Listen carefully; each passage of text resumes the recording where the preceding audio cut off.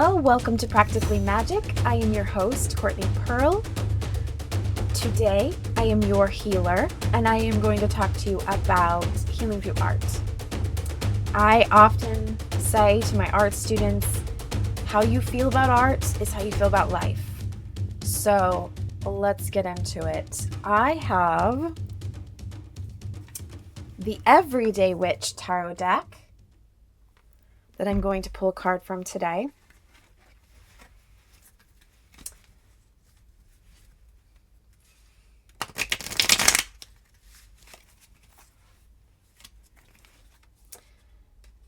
All right, and today I have pulled the Devil card. Of course, the card that gives tarot a bad name because everybody thinks that it's of the devil or it invites the devil or something associated with the devil. But actually, this card is in the deck because it's an archetype. It does not mean the literal devil, which of course, none of the cards mean literally, although sometimes they do. Depends on how you read them, I guess. But this card in particular comes up when I feel like the association or the invitation for us to look at is, what is it that you keep falling into patterns about, falling into getting associated with, getting these vices, these addictions, these coping mechanisms that don't serve you, that are not aligned with who you really are and who you want to be. And so it's kind of like the devil in your shoulder is the way that I see it. I'll show the picture, but if you are unable to see it because it's audio, then you need to go to my YouTube channel. So you can see in this card, I love these fun little sort of cartoon artwork in this Everyday Witch deck. It's sort of giving the impression that the devil on your shoulder telling you just do what feels good or do what feels like it would help without your actual self, your actualized self, being able to say, actually, if I keep engaging with those patterns and falling into old cycles, I will just end up more miserable. I will just end up not really processing or dealing with what's going on. And that is going to play a part in the discussion we're going to have today about art. I have been an art teacher for many years. I started out as a regular mainstream education teacher, taught kindergarten and first grade. And because I was in a charter school most of that time, we were also the specials teachers. So we did physical activity with the children. We taught any music or extracurriculars. And so I was able to stretch my art skills, something that I loved to do anyway. I was an artist in high school and college. And so I got to teach art to these little kids as well as their regular curriculum. And so when I had my children and I was staying home with them, I decided to teach art lessons after school. Small art classes started just around my dining room table after school. And that was really fulfilling and wonderful and fit very nicely into my life while my kids were little. And as I have been taking a career path towards healing work, when I went to the Institute of Healing Arts to learn how to facilitate emotional processes, when I learned about Reiki and started doing emotional and energy healing, I really felt like art had a very vital role in what I was going to play as far as how that healing work was going to show up, because I didn't have to separate teaching art lessons and healing work. My art lessons adapted to what new knowledge and experiences I could bring to the table, and I began to see art as an amazing catalyst for healing.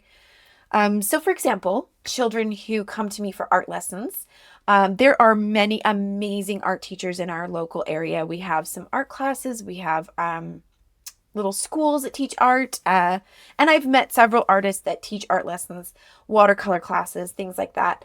And they're all amazing. And I absolutely recommend them when I meet a student or an artist who wants to learn and develop their art skills. They want to get better at the foundations of how to make the picture look like they want it to look. right? Technique and skill. Even I have a lot to learn in that area. But what I feel that I can bring to the table when it comes to my art classes is we learn very little skill in that area. I, of course, guide the students on how to make their picture look like they want it to look. I teach them about watercolor techniques, things like that. But as far as the overall percentage of what we're doing there, I would say that's about 20% is skill. Because what I really focus on is self-confidence, emotional intelligence, using art as a way to express ourselves and as a way to understand ourselves better. I don't know how many times in the past few years when I've tried speaking to people about what I do, and I did a really amazing thing. I think it's very amazing, but I took the emotional process, which is also a healing cycle, the integrated processing technique that I do in one-on-one sessions that I learned to facilitate. I decided it would be a really amazing adaptation to be able to offer that process to a group of people who were painting or using art to pull out shapes and colors of energy. And so that's what I adapted it into a workshop, Healing Through Art. Now, when I tell people about this, when I say, oh, I have this amazing workshop that I'm offering and it's healing through art, it's an emotional process through a painting session. A lot of people, I cannot begin to tell you how many people, the reaction is they freeze. They are pretty much, they hear the word art or painting and you can just see, well, I can just see the inner child in them. Whoever in the past told them that they can't do art, or however they decided they can't do art, I can see it in their face. Where they're just like, oh, painting. Oh, no, that's not for me. I don't do that. I'm not good at art. And I just think to myself, isn't that interesting? That everyone, not everyone, but most people have decided somewhere along the lines that they are just not an artist. I'm just not an artist. Oh, I can only draw stick figures. That's what I hear a lot. And there's so much to dive into that. But what I feel that helps highlight is where the healing begins. So again, the way people feel about art, their engagement with creativity, and that can include music, it can include, any form of art that is a creative outlet for them. But the way that someone might view that is the way they might feel about life. Do they just avoid what they feel is too hard or scary, or they just know they can't do it right? Have they decided there is a right way to do it and there's a wrong way to do it, and therefore they cannot engage with it? Because our creative center, the sacral chakra, it empowers us to be able to visualize and create the world we would like to have, to be in, to be a part of. Every single person walking this earth right now needs some form of creative energy to be able to say, what's next for me?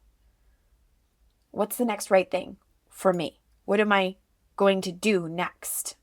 What do I want to make my business into? What do I want this next project to look like?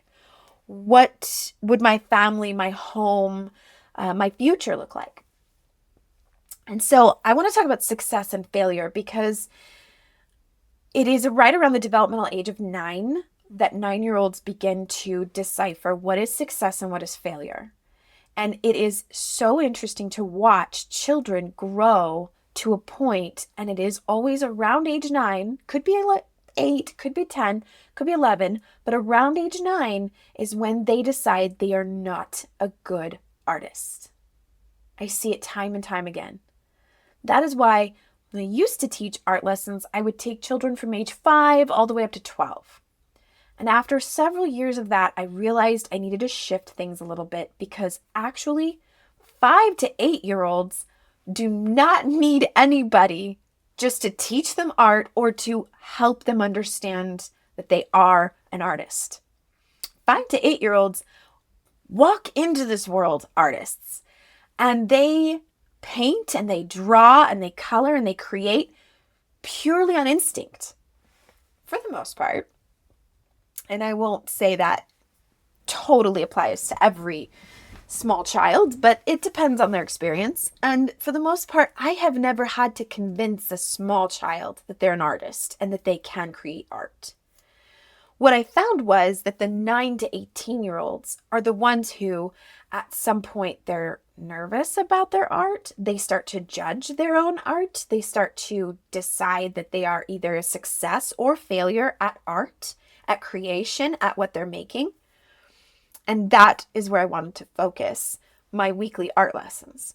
So I have an art class called Myth and Magic art class, and I still do teach it around my old dining room table, but now it's not my dining room table, it's the art table, designated in my art room just for art. And I love every Tuesday when my art students come, we do a little bit of story time. I usually pull out a myth or folklore that I think would be applicable to our lesson that day. Sometimes we will do a warm-up activity or a right brain activity, something to get the creative juices flowing, to get our brain on our right side engaged with creativity. And I also love these activities because I pick certain things that I know will push aside judgment. For example, blind contour drawings, which means that you cannot look at your paper while you're drawing. You can only look at the subject you're drawing. So it might be someone's face, or it might be an object that I've put in the table, but they're not allowed to look at their paper. They simply put their pen on the paper and start, and they do not lift their pen off the paper until the timer goes off and we see what they've created.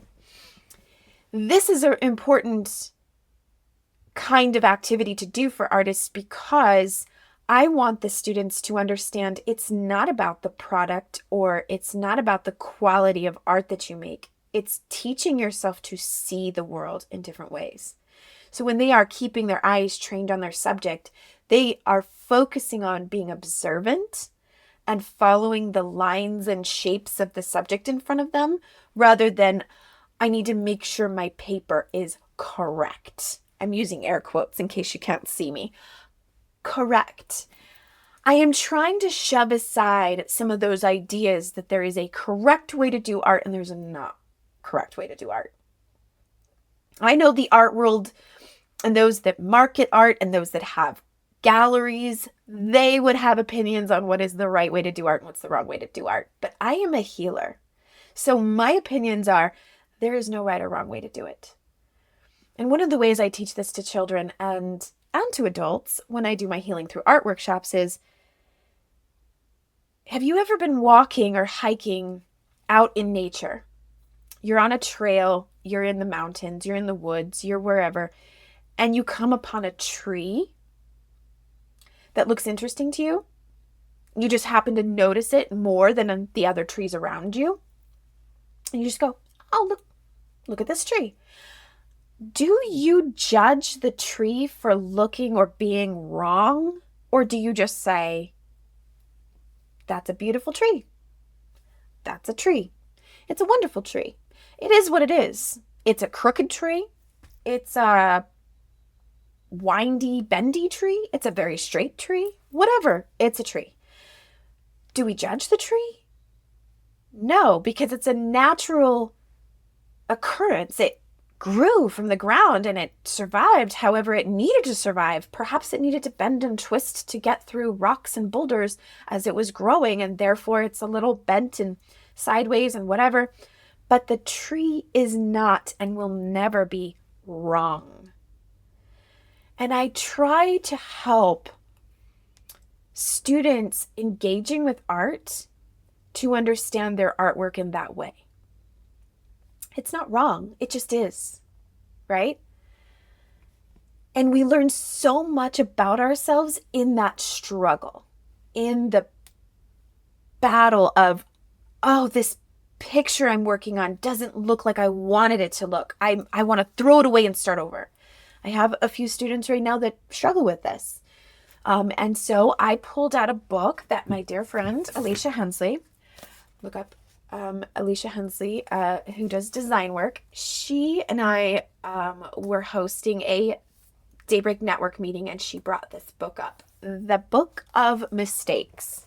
So if you're not watching on YouTube, it is The Book of Mistakes by Corinna Luyken. I think is how you say it, Luyken. I will put these references in the show notes, but the Book of Mistakes has some beautiful, beautiful illustrated artwork for the pictures. And the important thing to remember is that when the illustrator is making their pictures, they make mistakes. So one eye is too big, and then they try to match the other eye, and then that eye gets too big. And it says these are mistakes. But putting glasses on her, that was a good idea. Rather than throw the picture away, the artist continually makes mistakes and then finds ways or opportunities to make those mistakes into good ideas. When I make an intentional choice to make my picture into something new and different, I am engaging with curiosity. I'm engaging with the energy of creativity. So what I would like to highlight in understanding how art correlates with our energy, these healing through art workshops that I do, an IPT session already engages with the energy of color. And if you have not checked out my episode in season 1 about colors and why they are a vibrational frequency or energy, please go check that out. It was an amazing episode. I'm very proud of it. I did a lot of research, and it's a really, really cool idea to think about how colors are not just aspects of light. In fact, psychologists have discovered they are emotions. They are our emotional, energetic reaction to seeing that color, seeing that vibrational frequency. And so when I do an IPT session, I will ask people to engage with their emotions as a color. What color is your emotion? And they have to pull that out. So they are engaging their left brain, speaking about difficult things, heavy emotions, and then they're engaging their right brain by assigning it a color. And all I did with the Healing Through Art workshop, which is now a Healing Through Art full moon course that you can take starting in April. Our new session starts in April. If you'd like to sign up, it's amazing. This is the one we made last week in our full moon course. So I facilitate and walk the class through an emotional process. We go through a meditation to discover what is the age of decision that we're working with today. We work through heavy emotions that might have happened at that age. And so I will say, okay, identify what fear your inner child is having. What would the fear be about? And then we're going to paint it out on our canvas as a color and a shape. So we are not trying to make a picture. This isn't like your wine and paint night thing where someone paints a beautiful picture and you follow along and then everybody gets to go home with a carbon copy of the exact same picture. And I think those are great, by the way. I'm not making fun of them. I've done some paint nights and I actually learned quite a lot about some techniques I didn't know. So I'm all for a good date night, good ladies' night out, glass of wine or champagne and paint night. But this class is not going to give you just a beautiful image to take home.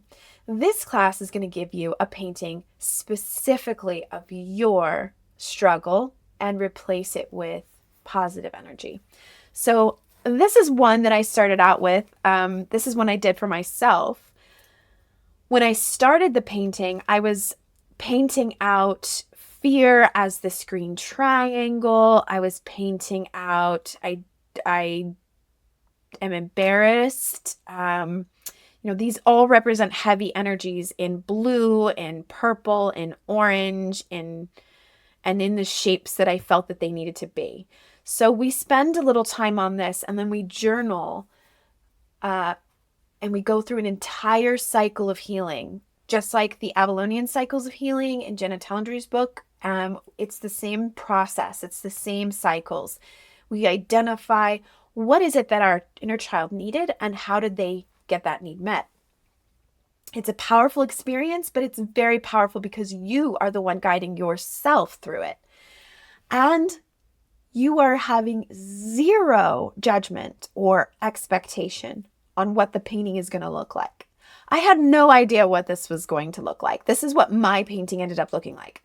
I have been doing this for 2 years, every month, with different groups of people, and I have never seen 2 paintings that look anything like each other.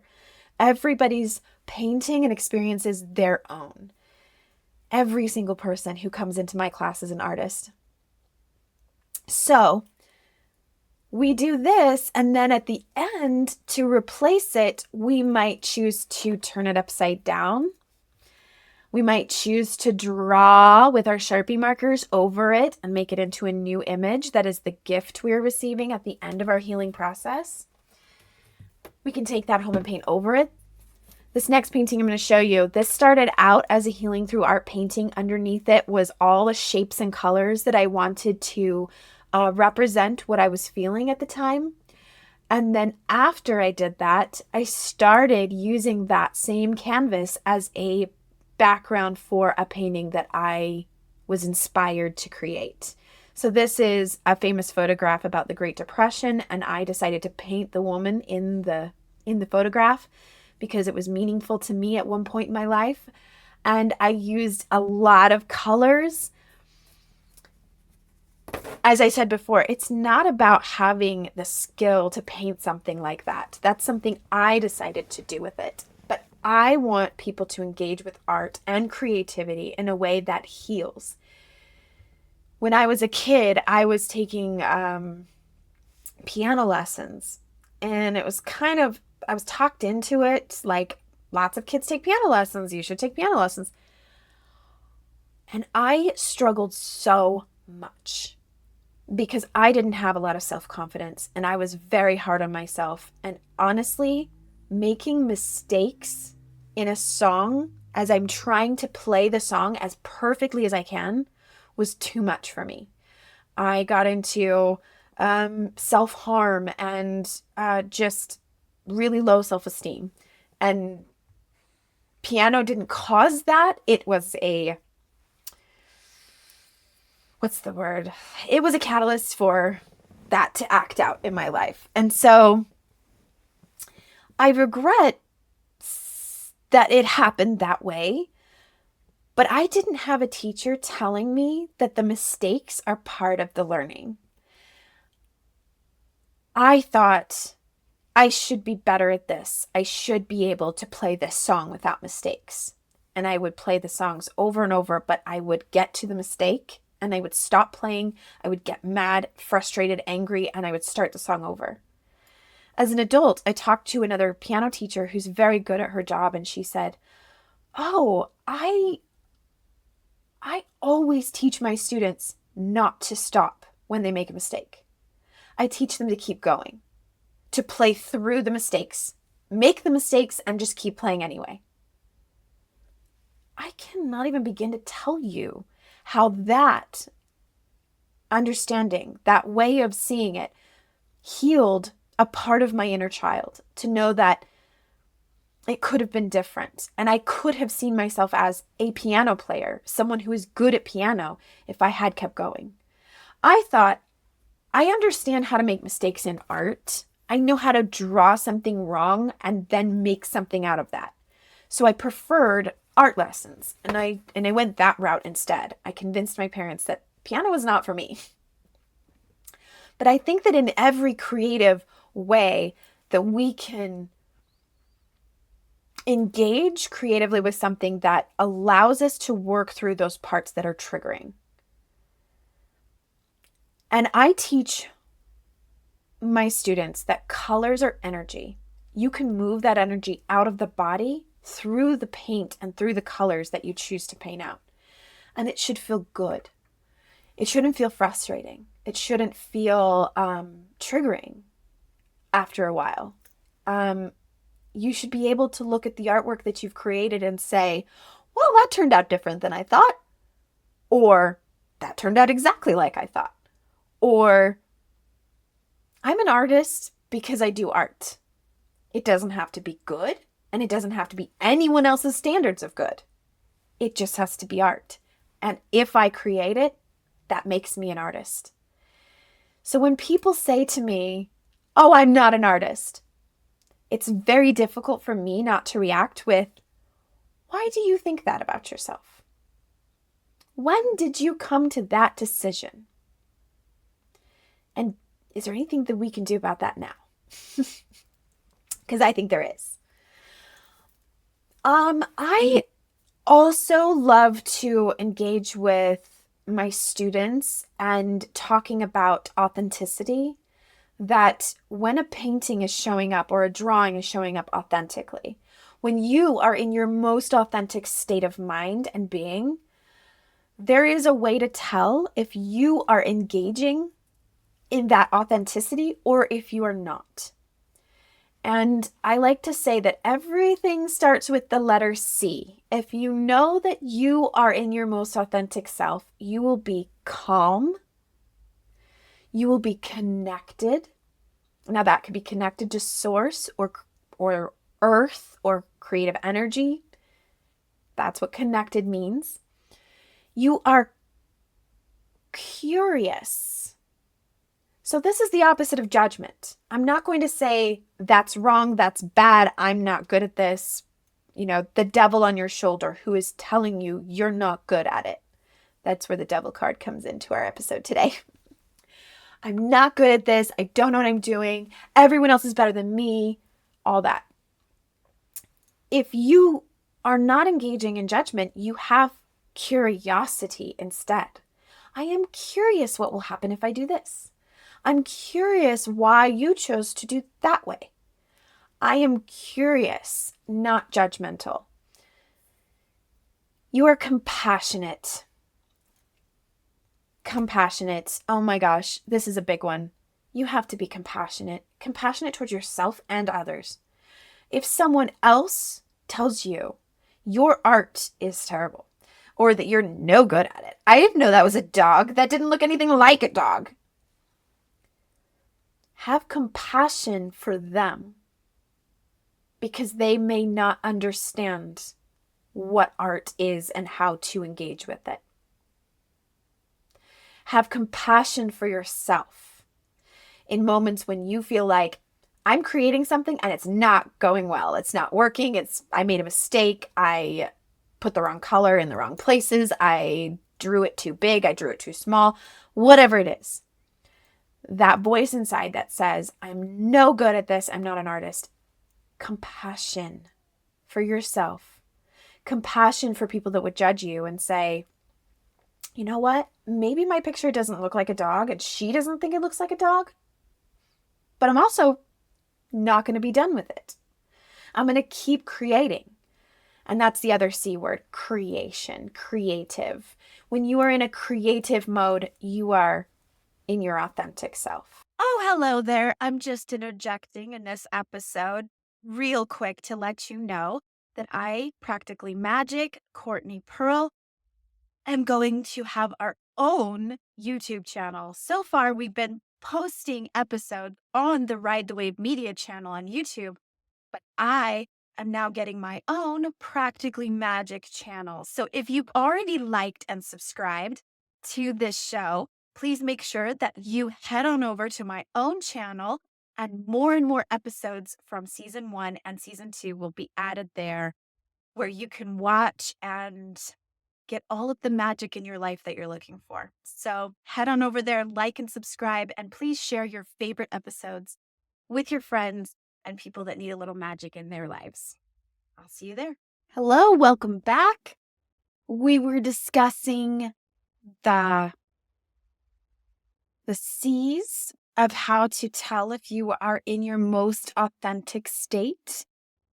And I want to just circle back around because to me, this is sort of the comparison or difference between engaging with spirituality in religion versus intuition. Because when we are using creative things like our creativity in art or other modalities, I feel that we are moving into a space where we're trusting our own body, our own mind, our own connection, versus relying on someone else to tell us what is right or wrong, if that makes sense. And this is not to rag on anyone who is religious or who subscribes to a religious organization, but I think that it is highly suggested for you to be most connected and authentic for yourself is to trust yourself. Trust that you know what's best for you and that you are expressing yourself in the way that is most true for you, and stepping into a place of sovereignty where you are the authority in your own spiritual connection. That makes sense. So I understand, and I've talked about this on other podcasts before where we talked about paganism versus religious spiritual experience. But the important thing to remember with that is that no matter which way that you engage with what you see as your higher power or as guidance for your life, it's really important that you feel that it is authentic to you, that you are in a growth mindset, and that you are feeling that you came to these decisions because you asked questions, because you had curiosity, because when something did not feel aligned with you, you were able to question that. And sometimes with a religious experience, when it comes to that sort of interaction with spirituality, a lot of times you are told not to question it, but to act on someone else's authority. And that's kind of why art is a perfect, what is the word I'm looking for? I'm trying to think of it. The perfect vehicle? That kind of fits. Vehicle for which you can drive your own finding yourself, right? Your art is your own. It's personal, right? And there can be critics and there can be art experts who tell you that your art is not aesthetic, that's correct, or that you don't have the correct technique and skill. But they said all of those things about Vincent van Gogh. And it turns out he's one of the greatest painters of all time. That's because he didn't paint based on what was supposed to be and what techniques and skill that they deemed were good and talented at that place and time in Paris, France at that time. No, he painted what he felt. He painted what the world looked like from his eyes through the lens of his pain and his appreciation for beauty. And I think that's really powerful. All right. So in finishing up, I just want to show you how this aligns with our Prism Healing's Healing Through Art course. When I started to adapt the integrated processing technique into an art course, as I said before, I was already teaching art classes. And so it was a really smooth transition to be able to say, if emotional healing, the type of emotional healing I do with people, requires them to identify what their feelings look like or feel like in color, then it only makes sense to adapt that into a painting class where with different mediums we can engage with watercolor and acrylic and watercolor pencil, and I've done crayons, many different mediums of art, but that you can express the feelings through painting them out and moving energy from the body and from your past experiences out of the body through expression, art expression. So I did take the integrated processing technique, which I do one-on-one as a session, and I adapted it into a full moon course. And what that looks like is we do a healing through art. It's a 2-hour class. The same group of people for 6 months get to go through the course together. Each month has a different theme based on the mythic moons of Avalon and some mythic portion that goes along with that. We engage with the storytelling, and we ask ourselves and reflect on certain things that are coming up for us. So from the dark moon to the full moon, we're becoming aware of what shadow parts we need to address and what's coming up for us in that particular time, in that astrological time period. And then we get to identify what is ready to be released. What do we want to release at the full moon? And with that as a guide, what I typically do with a session is I will muscle test an age of decision. What age is needing to release something from the body, from the ages that we've been? What negative belief patterns, what heavy emotion. And so when I muscle test that age in a one-on-one session, I will engage with a meditation in a group session so that everybody gets to identify and pull forward an age they would like to work with in that class that day. And then I will guide the class through an entire healing cycle. So from the dissension stage into the confrontation stage, when we confront our shadows, all the way through emergence, and then integration with our left and our right brain, our body, mind, and spirit. We get to have a full immersive experience with that. And we get to support each other in a small group setting so that everybody in that group gets to enhance their healing experience, because everybody in the group oftentimes has similar experiences. I've even done those sessions where it turns out, without talking to each other about it, almost every single person in the entire group is working at the same age. It's kind of hilarious and coincidental, but those are not synchronicities that happen for no reason. Everybody's working on something that it feels like we are all working on together. So I did have the entire class, 6 people is the entire class, and everybody was working at age 7 at the same time. And so that was really powerful. So we got to share our experiences and even enhance the healing with the shared experience. And then, of course, at the end of the class, we receive a gift and we age up, and we make sure that our painting, what has expressed our feelings and emotions for that time, is also a gift that we receive back. Releasing and clearing all of the negative energy and replacing it with positive energy and new belief systems and patterns that will serve us better and meet our needs better.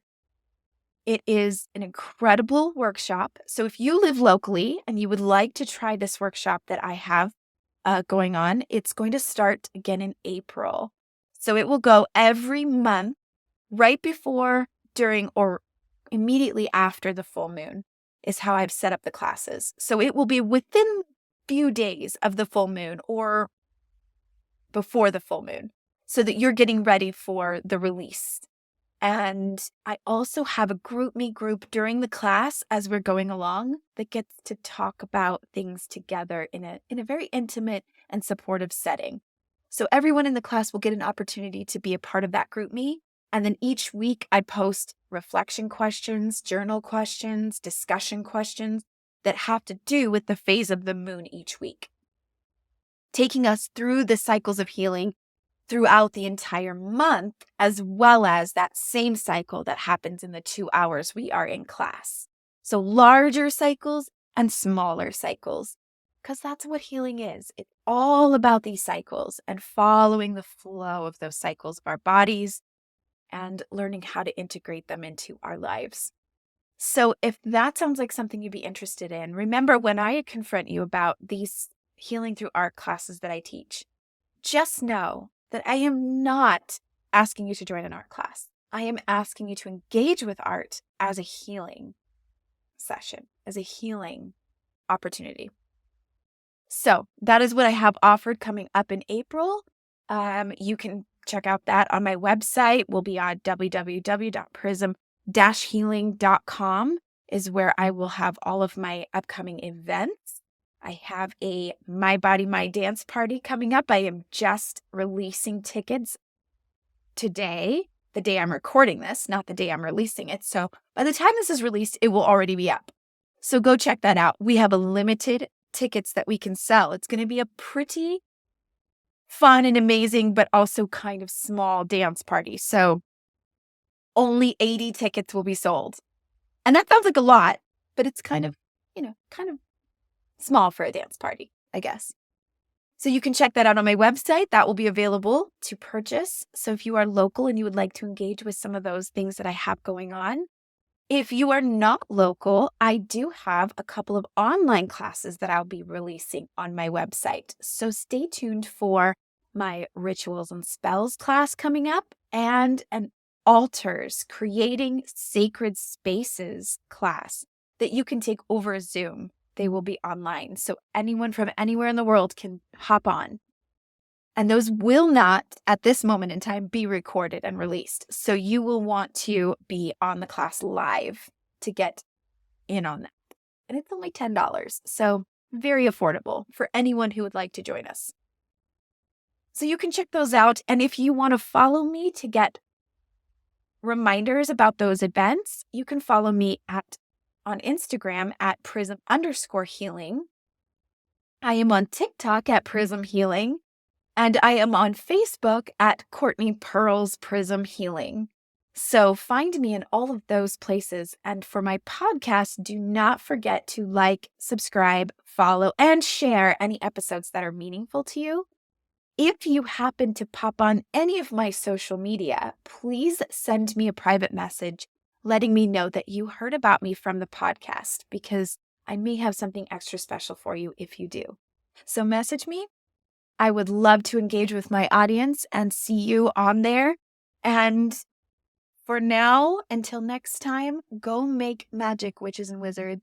Thank you so much to my network, Just Blaine, my producer, Ride the Wave Media, who put out this podcast and is a fantastic podcast network with many amazing shows you should check out, as well as offering podcasting to anyone who is wanting to start their own podcast. Please reach out to Ride the Wave Media. Thank you so much. And I would like a special thank you to Sarah Albert at Sunshine Community, who does a lot of managing projects and supporting community.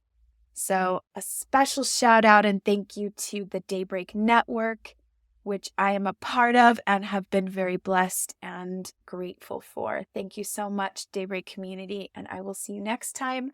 Go make magic, witches and wizards.